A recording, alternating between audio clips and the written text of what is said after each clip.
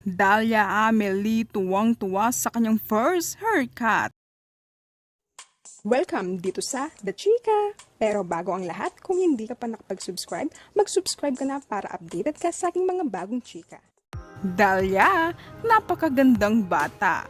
Ibinahagi ng 01 Story sa official Instagram ito ang video ng first haircut ng anak ni Ann Curtis at Erwan Yusap na si Dalia Amelie. Ipinakita sa video ang reaksyon ni Dalia sa kanyang new short hair at naging reaksyon ng kanyang mama Ann at papa Erwan. Tuwang-tuwa ang mag-asawa sa haircut ni Dalia dahil bumagay ito sa kanya at nagustuhan rin ito ni Dalia.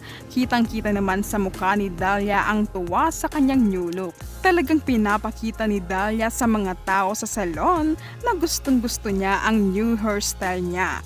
Ang adorable na bata talaga ni Dalia, mga kachika. Talagang so bibo at bait na bata na kahit sino ay kinagigiliwan siya. Marami talagang natuwa ng mga netizens sa pagpapagupit ni Dalia.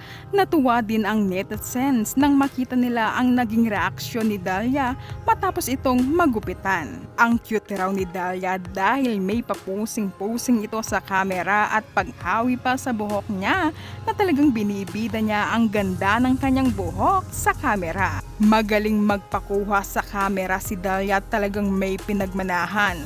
Ayon pa sa mga netizens, lalo raw itong gumaganda at paganda ng paganda raw si Dalia habang ito ay lumalaki.